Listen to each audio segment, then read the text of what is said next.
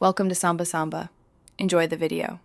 In this video, I will explain how to make homemade ice cream quickly.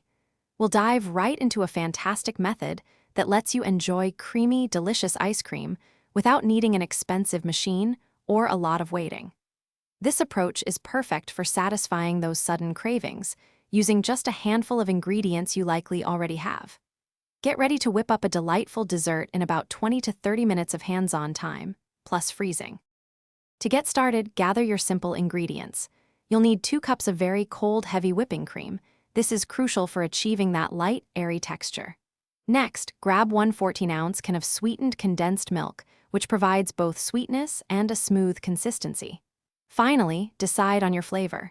A teaspoon of vanilla extract is classic, or you could add 2 tablespoons of cocoa powder for a chocolate version. These few items are all it takes. Now for the fun part, mixing. Pour your 2 cups of cold, heavy cream into a large mixing bowl. Add the entire 14-ounce can of sweetened condensed milk.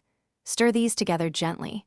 Then, incorporate your chosen flavorings, like 1 teaspoon of vanilla extract.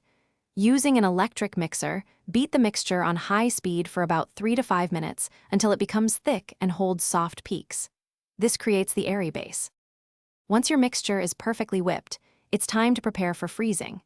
Carefully spoon the creamy base into a freezer-safe container, like a loaf pan or an airtight plastic tub. Make sure to cover it tightly with a lid or plastic wrap, pressing it directly onto the surface to prevent any ice crystals. Place it in the freezer for a minimum of 6 hours, or preferably overnight, until it's firm.